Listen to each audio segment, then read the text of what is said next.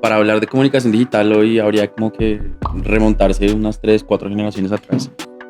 Eh, Porque viene siendo el resultado de un proceso pues mucho más largo del que se considera hoy la comunicación digital, que en general tiene que ver con los datos, y ese es como digamos el punto de partida.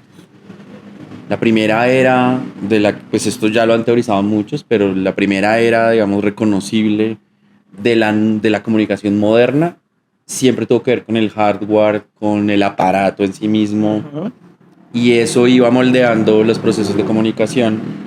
Durante muchísimo tiempo la imprenta, digamos que marcó el destino de la comunicación hasta impresa. cierto punto, las impresiones. Y con la llegada de la radio y la televisión, pues, digamos, la importancia del aparato, del casco del canal a través de donde se transmitía la información y la comunicación, pues derivó en que hubo una revolución de comunicación, pero también de telecomunicación. Es decir, ese transporte de datos y que vino a derivar ya no en una economía basada en el aparato, en el hardware, sino en una economía que yo pondría, digamos, ahí digamos, el punto de inflexión eh, que, que se conjuga en la creación del iPhone, por ejemplo, y es cómo un aparato, ya, digamos, el aparato plenamente establecido, que son los celulares que tenemos hoy, estamos hablando del año 2008, pero en 1995 con la llegada de Google o a mediados de los 2000 con la llegada de las redes sociales, lo que hizo el aparato hasta ese punto, digamos que es como la epítome de los aparatos. El iPhone vino a decir, no necesitas un aparato cámara, no necesitas un radio en el bolsillo, no necesitas una calculadora en el bolsillo, no necesitas un teléfono en el bolsillo, ni una Palm Pilot para ver el correo electrónico. Todo lo tienes en este aparatico. Y eso, una convergencia total de los datos, de los canales y a la vez de cómo el ser humano se comunica, se informa, hablando nosotros en nuestro caso de periodismo.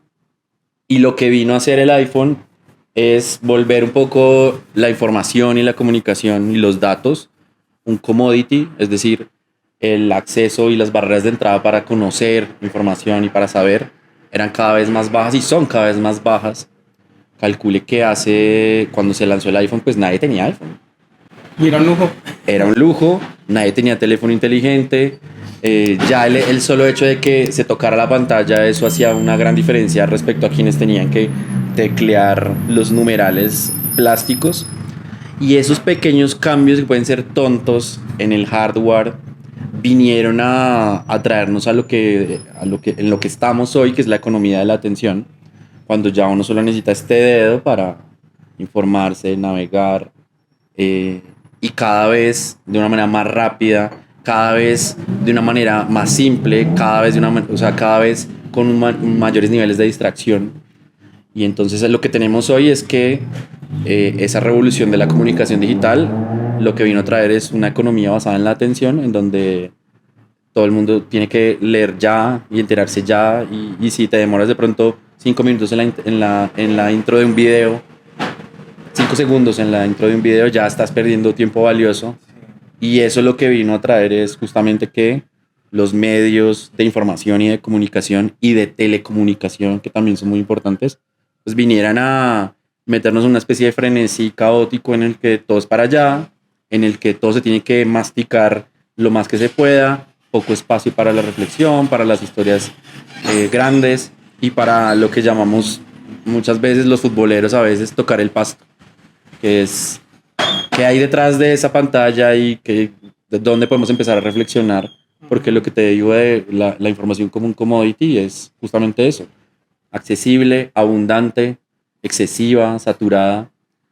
Y eso, digamos, la última parte del diagnóstico entraría yo a hablar de la inteligencia artificial, que es como la última gran revolución que tiene que ver con la comunicación, en donde la economía ya está basada en la producción generativa, en donde ya no solo quienes consumen deben hacerlo rápido, sino quienes producen están en capacidad de hacerlo como producir. Todo es inmediato. Todo es inmediato, pero también todo es enlatado, pero también todo se parece mucho entre sí.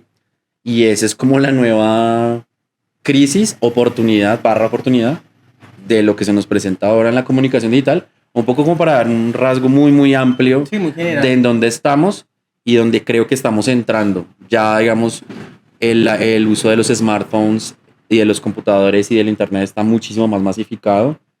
Eso lleva a otros problemas que podemos hablar más adelante, pero en general esa crisis como de la inmediatez y de la economía de la atención viene a ser reemplazada por una economía de la producción en masa gracias a tecnologías como la inteligencia artificial.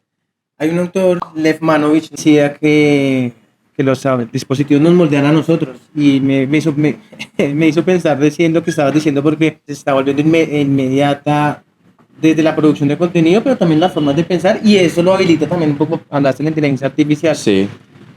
Conectando un poco con lo que estabas diciendo, ¿cómo es esto de que los dispositivos nos vienen adaptando o los dispositivos nos llevan a hacer eso que es o sea, la tecnología, la comunicación? Yo partiría por decir que la tecnología muchas veces está entendida como el cacharro.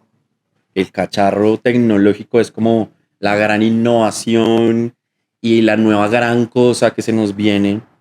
Estamos hablando de nuevas tecnologías desde hace como 40 años o de nuevos medios que Manovich habla de New Media. New Media, correcto. Pero eso es de 2001, calculé que eso tiene 25 años ya, una cosa así.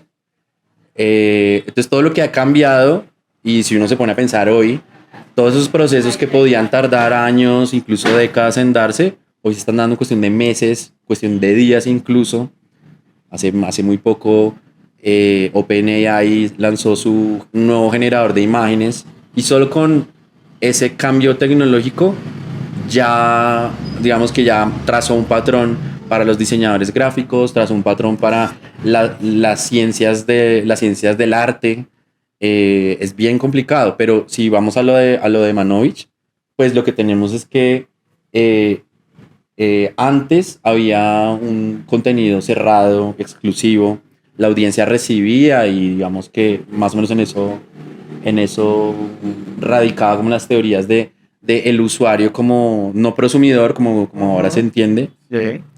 Y lo que nos pone ahora la inteligencia artificial, si lo trazamos con Manovich, es que ahora ya no es solo el prosumidor, o sea, el consumidor que crea y produce, sino una distribución infinita casi y muy competitiva de la información. Es decir, la información, la comunicación y el contenido puede salir de cualquier fuente.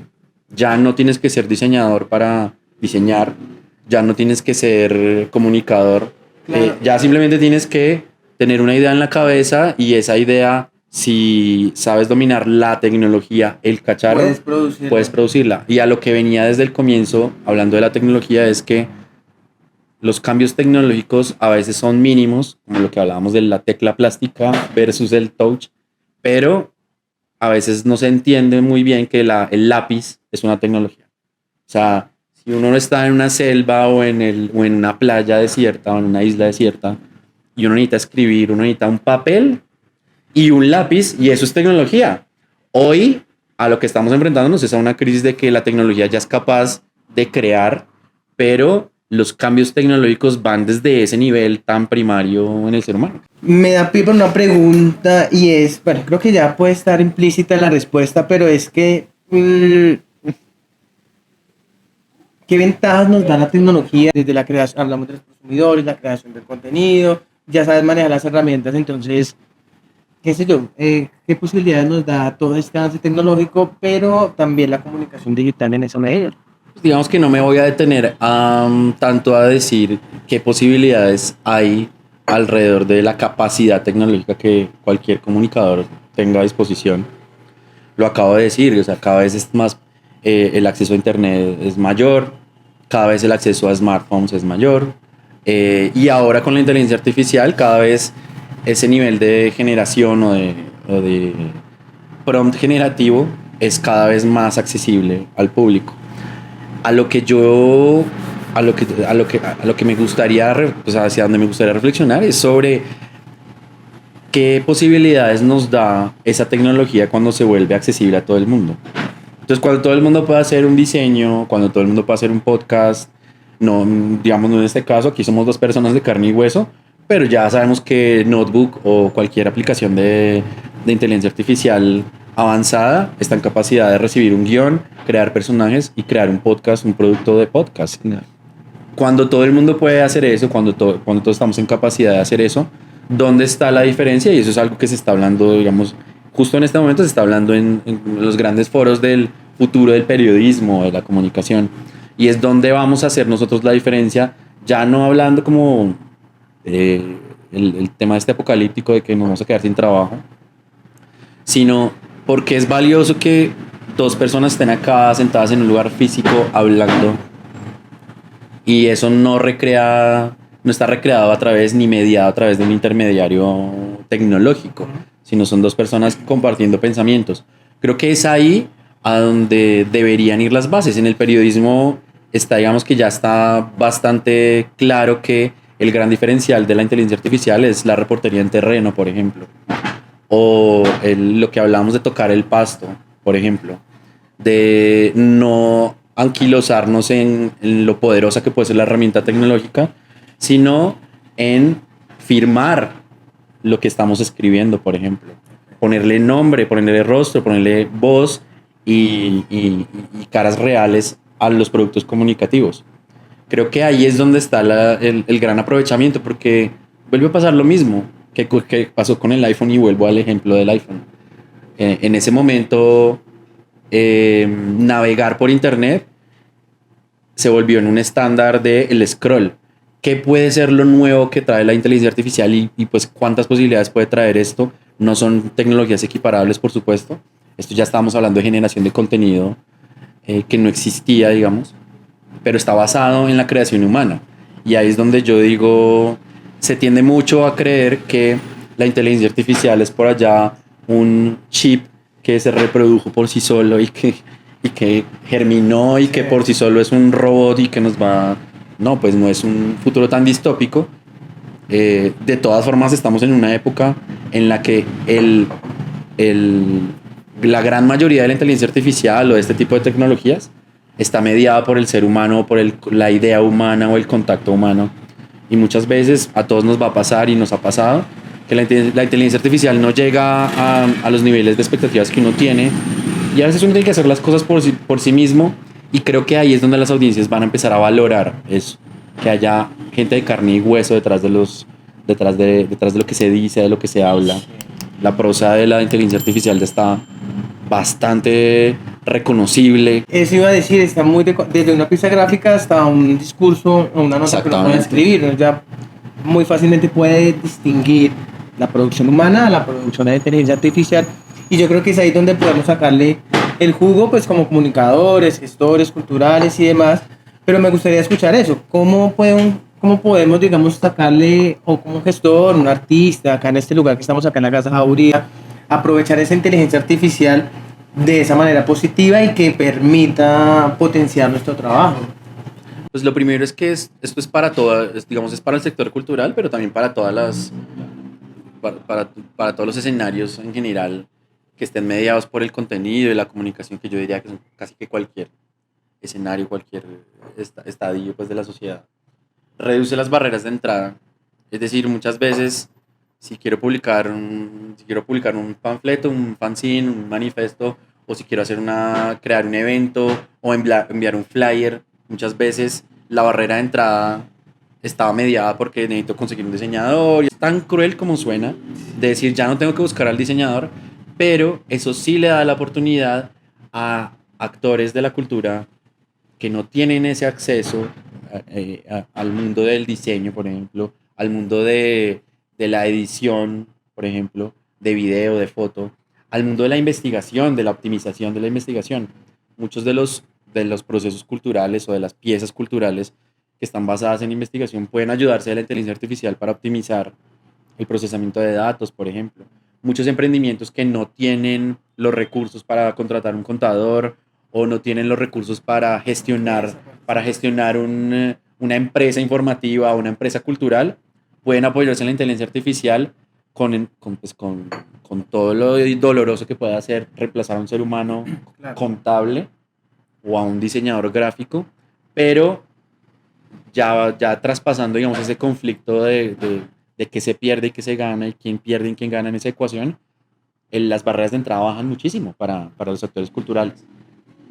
Además, esto siento yo que estimula las buenas prácticas de comunicación digital, que muchas veces están mediadas por los expertos en SEO, por los expertos en procesamiento de imágenes, por los expertos en iluminación, hay una cantidad de expertos que han venido, digamos, tristemente alimentando el algoritmo, tristemente alimentando la inteligencia artificial generativa, pero que le ofrecen a los productos comunicativos culturales, desde el sector cultural, que es uno de los sectores, digamos, que más le toca con las uñas, se ofrece la posibilidad de que al reducir las barreras de entrada y optimizar los procesos que son hartos, pero que ya están posiblemente automatizados, eso lo que permite es que el producto cultural se agarre de unos estándares y unas buenas prácticas mínimas para titular bien una crónica, con SEO, con metadatos, para ser visible, digamos, jugar el juego del algoritmo y ser visible. Eso no es del todo malo ni es del todo venderse al sistema. Eso es de hecho participar en cómo se está comunicando el ser humano hoy, cómo consume la información, la comunicación hoy. Yo creo que son 3 cosas en las que se puede apoyar la cultura. Hablábamos ahorita, pues, todo como que conecta también y hay una convergencia de medios. Yo me acuerdo que en la universidad, bueno, cuando estábamos en el inicio de todo este boom tecnológico o de la computación, se hablaba mucho de la multimedia, que nos empezamos a escuchar de la narrativa transmedia y el crossmedia, cómo la comunicación y los procesos culturales pueden sacar provecho a toda esta convergencia digital y convergencia de medios y que sea provechosa para los procesos. Hay un fenómeno que está pasando no solo con el contenido cultural, contenido en general y con el contenido informativo en general, y es la especialización de contenidos, por lo mismo la especialización de audiencias. Un ejemplo súper claro, como para que se entienda claro. Si uno quiere saber el resultado de un partido de fútbol, uno va a Google, escribe el nombre del equipo, sale el resultado, salen las alineaciones, salen los datos, salen las estadísticas. Si está en vivo, uno lo puede seguir en vivo. Eso está todo. Eso es a lo que yo me refiero con información como commodity. Yo no tengo que ir, si yo soy hincha de Santa Fe, por ejemplo, yo no tengo que ir al portal de Santa Fe para ver cuánto va el partido. Yo no tengo que ir. Pero si yo quisiera participar en un banderazo de Santa Fe, o si yo quisiera saber qué está diciendo el club, por ejemplo, o cuál es la nueva política de contratación o de fichajes del club, tendría que ir a Santa Fe. A eso es a lo que me refiero con difícil encontrarlo en Google, pero la información cada vez está más especializada, y eso lo que hace es que la comunidad sea cada vez más de nicho. Es decir, si un aviador, un piloto, por ejemplo, quiere enterarse de las últimas noticias aeronáuticas, pues no va a suscribirse a El Tiempo, ni va a comprarse el periódico, hasta encontrar una noticia aeronáutica por allá en un rinconcito. Lo que va a hacer es tratar de ver cuál es ese comunicador, periodista, informador, especializado, que está hablando exclusivamente de eso y que se vuelve un referente de su sector en ese sentido. Muchas veces los medios crecen con la idea del multimedia, el crossmedia y el transmedia,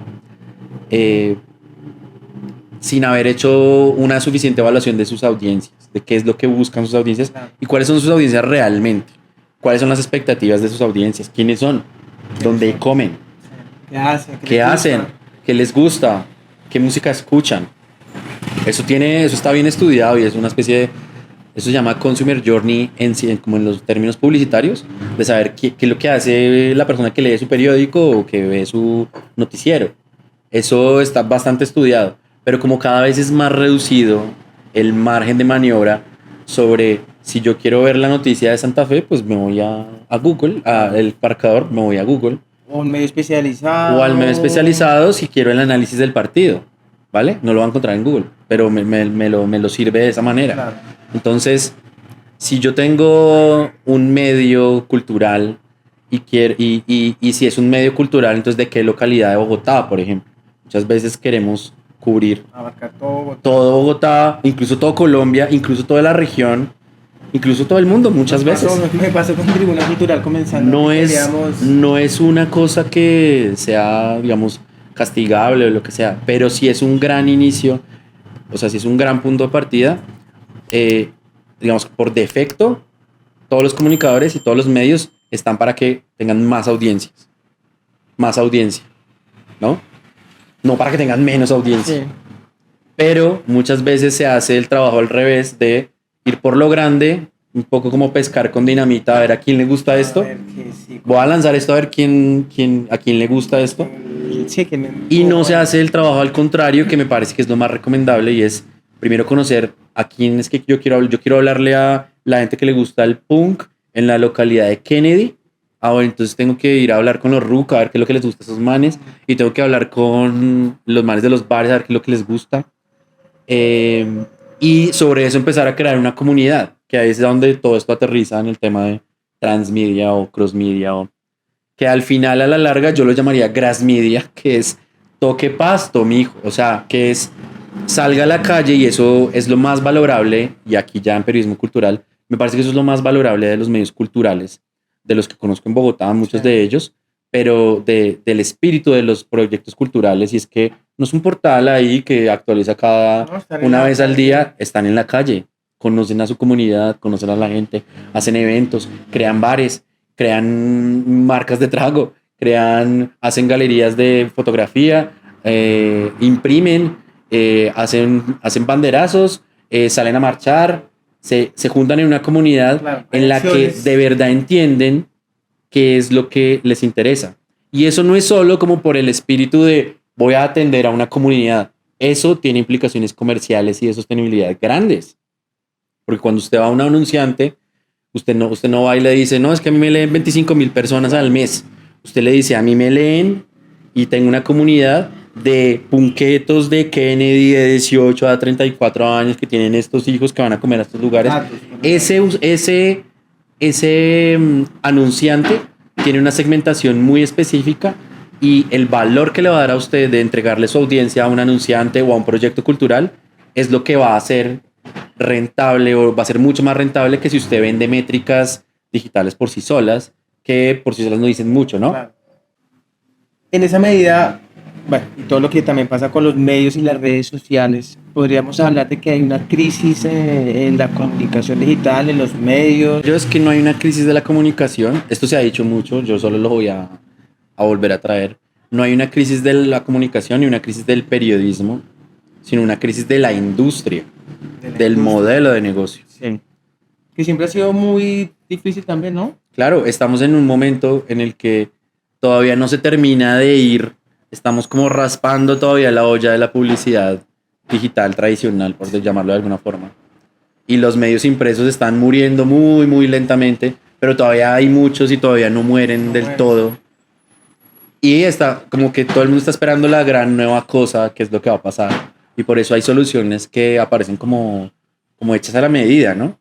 Esto siempre lo digo, no hay una fórmula mágica para que todos los medios sean sostenibles. Sí, pero sí, los medios que logran sostenibilidad es porque encontraron una fórmula que, si se es suficientemente estratégico, puede ser replicada, pero no necesariamente. Entonces, mucho de a dónde tiene que apuntar un medio para ser sostenible tiene que ver justamente con el proceso antes de incluso producir, antes de incluso lanzar la idea al mundo, ¿no?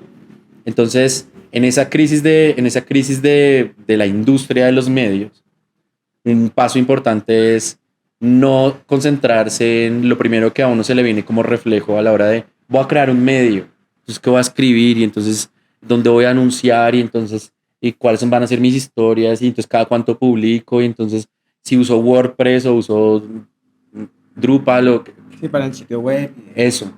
O voy a imprimir en blanco y negro o a tres colores. No, eso para mí vendría a ser el segundo paso.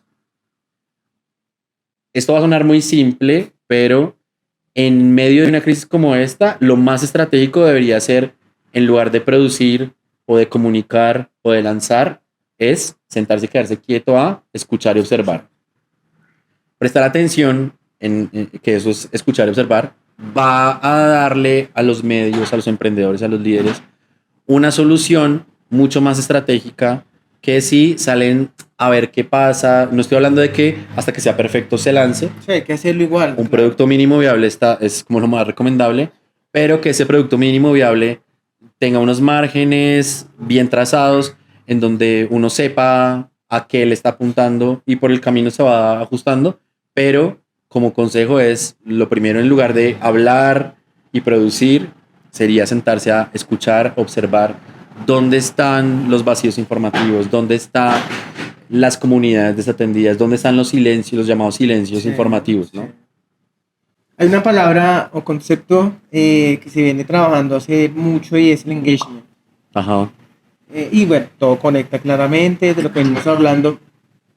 ¿Cómo se puede traducir ese engagement, digamos, de la definición y cómo se puede entender en la convergencia digital para poder usar a favor desde lo comercial que hablabas ahorita, que me pareció genial, lo de los anunciantes, que es, digamos, la manera principal donde los medios se financian y muchos emprendimientos, acá donde Sí. estamos en Casa Jauría también, si llega una marca y quiere anunciar o hacer un evento, pues claramente acá se va a analizar el escenario. Claro. Entonces sigue siendo una fuente muy, el sector privado o el anunciante sigue siendo una fuente muy importante de este financiamiento. ¿Cómo podríamos traducir ese engagement desde lo digital No digo que sea el caso de Casa Jauría o de otros colectivos o otras casas culturales, por supuesto que no, pero sí se tiende mucho a creer que lo que se hace como por amor al arte o lo que se hace por amor a lo que a uno le gusta y a la comunidad de amigos o de parceros que se juntan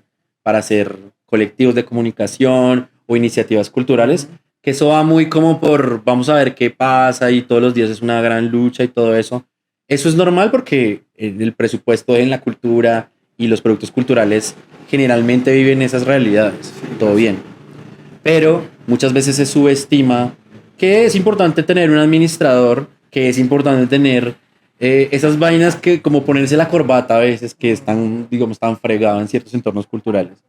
Y no ponerse la corbata es volverse un corporativo, sino prestarle atención a dónde está la plata. Muchas veces digamos que el producto cultural o las iniciativas culturales le tienen miedo a hablar de dinero, le tienen miedo a porque puede que se entienda que se vendieron, porque es antiestablecimiento por defecto, la cultura es antiestablecimiento y el dinero es una gran muestra del establecimiento, pero en un entorno como el de los medios de comunicación, jugar el juego puede hacer la diferencia. Jugar el juego del sistema no es venderse al sistema, sino encontrar las soluciones, encontrar las herramientas, y ahí es donde yo voy con el tema de, pues es que sí, yo tengo un producto cultural, pero yo no reviso mis analíticas, yo no reviso métricas, yo no tengo un calendario de publicaciones, voy como dando tumbos a ver cómo resulta, cómo sale, y eso está bien si es, digamos, un hobby o es una iniciativa. Pero si uno realmente quiere lograr un medio con impacto, con sustentabilidad, es la palabra impacto la que estamos buscando acá. Y es, ¿cómo hago yo para medir el impacto de lo que yo hago? Si a mí las métricas no me dicen nada, sino me dicen como que una persona en Estados Unidos leyó lo que yo escribí y yo no sé si esa persona está en Wyoming o en Alaska o en Nueva York o si es latino o qué. Pero el producto cultural de nicho o los productos culturales locales, hiperlocales, tienen la gran oportunidad de saber quiénes son sus audiencias, de mapearlas, verlas crecer ellos mismos y así mismo medir el impacto. El impacto no es solo como vinieron 30 personas a la galería o 40 personas se movilizaron conmigo y con mi medio, sino que alguien en la calle te diga, oiga, gracias a ustedes me enteré que hay una beca de óleo y me inscribí. Oiga, ¿por qué no hacemos un taller de no sé qué? Esa comunicación local, hiperlocal, está muy bien, pero no puede convertirse solo en eso, sino que debe haber una organización estructurada, debe haber unos valores institucionales que al escucharse de esa manera suenan a como, esto es una corporación, ¿esto qué es? Pero muchas veces no, muchas veces jugar el juego es necesitamos ser sostenibles y para eso además de la parte del dinero y respetar, digamos, los saberes de los periodistas, Sembra Media, en mi caso, la organización promueve que esto se haga de una manera holística. Hablemos un poco de los medios de comunicación a nivel nacional. ¿Cómo es el panorama, digamos, de la existencia de medios independientes, del rol que están jugando los medios hegemónicos en la actualidad, y más ahorita que estamos en campaña y todo, pero pues digo desde esta mirada de cómo podemos aprovecharlo como gestores, medios de comunicación o crear medios de comunicación y los medios públicos? ¿Cómo está ese rol y ese papel a nivel nacional? Los medios independientes, los medios hegemónicos y los medios públicos. Pues digamos, sin meternos en política directamente, está claro que los medios públicos no deberían ser los servidores del gobierno de turno o de los intereses del gobierno de turno, sino del interés público, justamente. Ahí hay mucha tela por cortar porque no es que eso se haya creado en este gobierno y los medios públicos son el aparato estatal por excelencia, digamos, y en niveles más autoritarios, pues vaya uno ve a Irán, vaya a China o a Corea del Norte, o Turquía, incluso países que uno pensaría menos autoritarios, pues son los medios del establecimiento en favor del establecimiento. Y eso es un capítulo aparte que, digamos, que trasciende a los medios independientes. En la colada de los medios nacionales, lo que tenemos es una concentración altísima de medios financiados por grandes emporios económicos, que eso lo que viene a hacer es a jugar los intereses de estos, los llamados medios hegemónicos. Al fin y al cabo son medios que tienen intereses o tienen pies en el poder económico, en el poder político, digamos, en los grandes poderes que afectan la vida de las personas. Eso lo que hace es que si no es de una manera transparente, pues está corriendo un riesgo, es el derecho a la información, a informarse de una manera, digamos, veraz, y todos los intereses que se cuecen dentro de los medios, no es que no se cuezan dentro de los medios independientes. Pues, los medios están en toda la capacidad de decir, soy un medio mamerto, o soy medio pro derechos humanos, o soy medio lo que sea. Eso no, digamos que eso no debería reñir con el debate democrático de los medios de comunicación. Eso está bien que se haga. Lo que sí no está tan bien que se haga es que eso se convierta en armas de desinformación o que la transparencia no sea suficiente como para que uno diga, este medio aspira a hacer periodismo, sino este medio aspira a alimentar el sesgo de sus audiencias, y eso es lo que estamos viendo mucho ahora. Ahora, sobre el gran ecosistema de medios, lo que tenemos ahora es, ¿qué es un medio? Y si yo hoy llego a la casa, creo una cuenta de TikTok que se llama Noticias La Candelaria y pongo una foto de la Candelaria y empiezo a dar medio noticias de la Candelaria, pues yo diría que sí. Yo diría que ya uno puede considerarse un medio. No podría considerarse un medio periodístico o un portal periodístico si no es algo que se haga con aspiración. Digamos que ahí está mi límite o la raya donde yo la atravieso. Y si aspira a cumplir con los valores periodísticos de contrastación, de investigación, de rigor, de veracidad, de un montón de valores periodísticos que lo hacen a un medio ser medio periodístico. Pero ya eso cada vez importa menos para las audiencias. Cada vez un influencer puede ser el medio más influyente para cualquier pelado, o incluso para la gente mayor. Eso cada vez es un fenómeno que está pasando más, y es como en el medio de los jóvenes y los adultos mayores estamos los que todavía nos preguntamos si esto es un medio o es periodismo o qué. En las edades tempranas, Westcol, o sea, lo que diga Westcol o lo que diga cualquier influencer de cabecera, o lo que diga mi influencer de cabecera de mi equipo de fútbol, entrevista al presidente de mi barrio. Sí, no, ese es el nivel de mi equipo de fútbol, de mi barrio, de mi colegio. Eso es lo que diga, y eso para mí es un medio y yo lo veo como un medio. Y más arriba digamos, en la parte de los adultos mayores, cómo los medios han jugado para alimentar los sesgos que ellos tienen y que difícilmente van a cambiar. Entonces, ahí es donde el debate está como en la edad mediana, en donde nosotros nos preguntamos eso. Pero yo diría que los productores de contenido noticioso, que hoy pueden ser personas como que salen del periodismo tradicional, como Luis Carlos Vélez, como Vicky Dávila, como Rafael Poveda, hay un montón de ejemplos.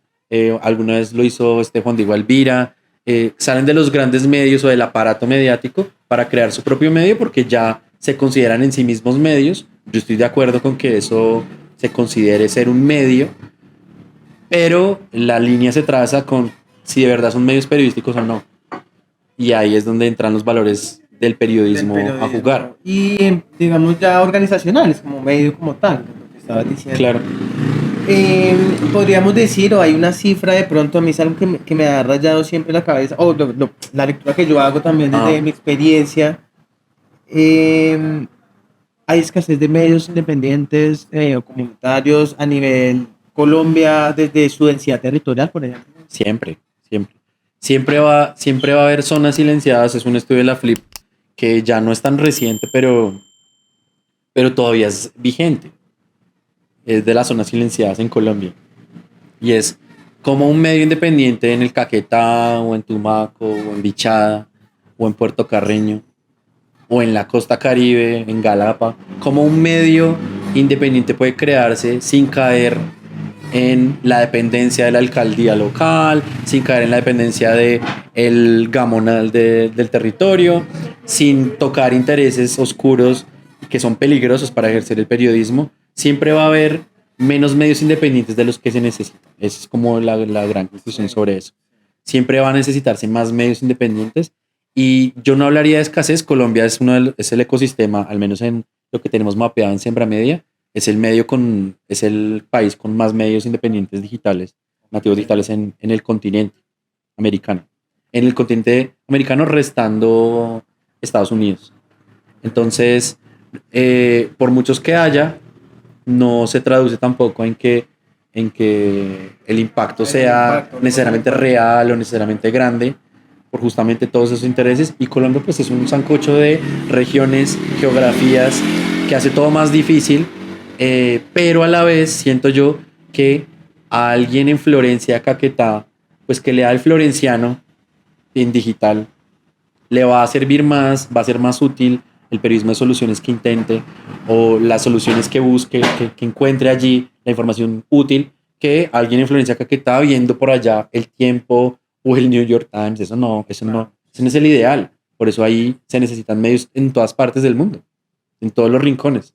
Ya hay como para ir cerrando, Andrés, ¿qué relación pueden tener o cuál es la importancia? Ahorita hablamos también con Jorge del tema de las comunicaciones acá de la Casa Jauría, esa relación con los medios y la comunicación, ¿qué tal podríamos resaltar ahí o tener en cuenta para esa gestión y desarrollo pues, de la actividad? Yo creo que lo hablábamos y específicamente en las iniciativas culturales de comunicación está intrínseca la comunidad, es decir, la calle, lo que hablamos ahorita. La calle debe ser una representación del medio o de la iniciativa. No encuentro otro ejemplo de otro tipo de información que necesite estar tan atada a las personas de carne y hueso como las iniciativas culturales de comunicación. Y lo que nos ha traído aquí la llamada modernidad o la crisis de la modernidad es que todo cada vez es más sintético, todo cada vez está más compactado. Antes para consumir o producir contenidos culturales, pues había un trasfondo grande. Es cuando un producto cultural se vuelve sintético, lo que hablamos al comienzo de que se vuelve como una especie de commodity. Está en cualquier parte, está accesible a todo el mundo. Le baja el precio si el producto cultural no se esmera por tocar el pasto, por estar con la gente, por escuchar, por saber cómo vivir a la calle. Y muchas veces uno se pregunta, ¿de verdad yo necesito lanzar un portal web? ¿De verdad yo necesito montar un podcast en Spotify? ¿De verdad yo necesito, sí, no sé, crear un especial multimedia con drones y con edición y ilustradores? O yo puedo sentarme en el Parque de los Periodistas, hacer un evento masivo y dar una noticia, dar una información, conseguir la participación de las personas, hacer un taller, o poner en conocimiento de la comunidad, de mi comunidad, información noticiosa.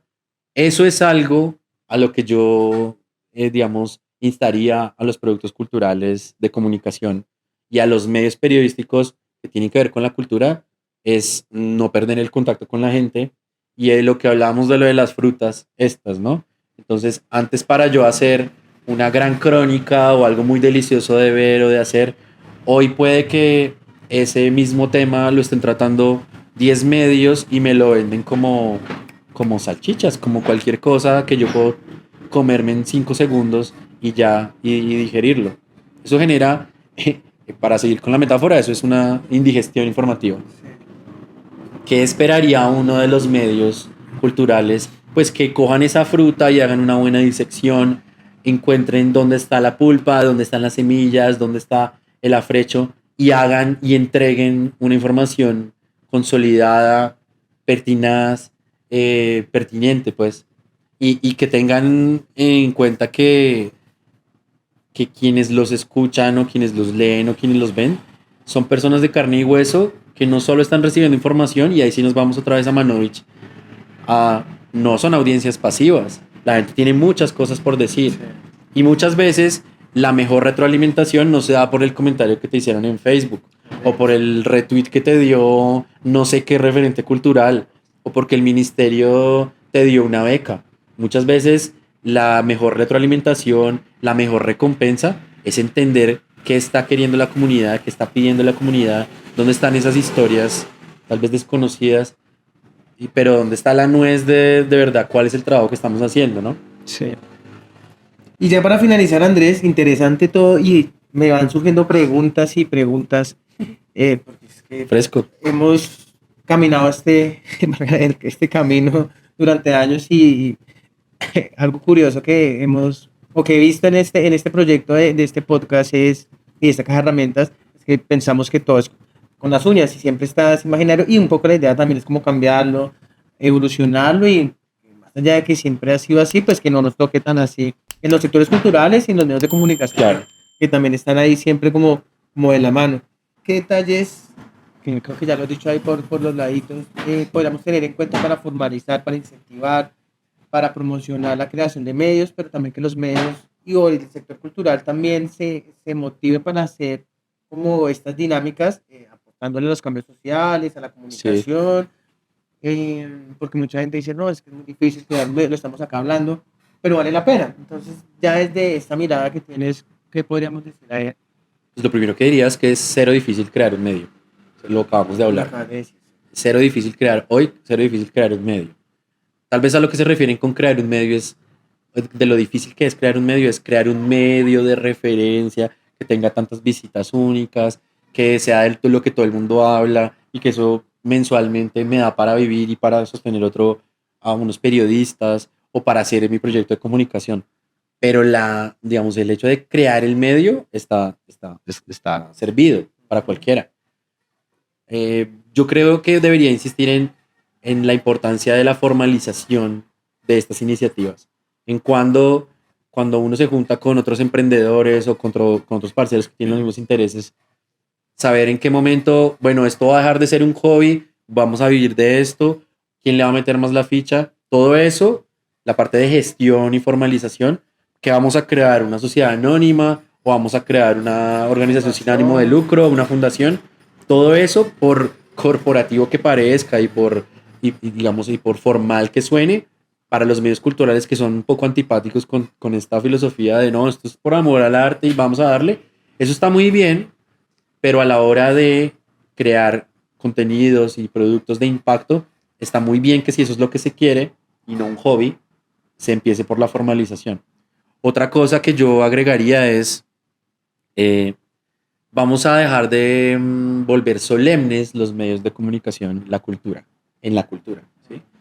Muchas veces la cultura es sinónimo de lo sagrado, lo artesanal, lo que cuesta demasiado sudor y sangre, lo étnico, muchas veces lo de la calle, lo popular, muchas veces no es que eso no sea tan cierto, pero muchas veces esa visión como tan solemne y tan elevada de lo que puede ser un producto cultural riñe con cómo puede ese producto cultural encajar dentro de una sociedad que le está pidiendo acción, que le está pidiendo cosas frontales que le está pidiendo, ser un agente activo dentro de una sociedad.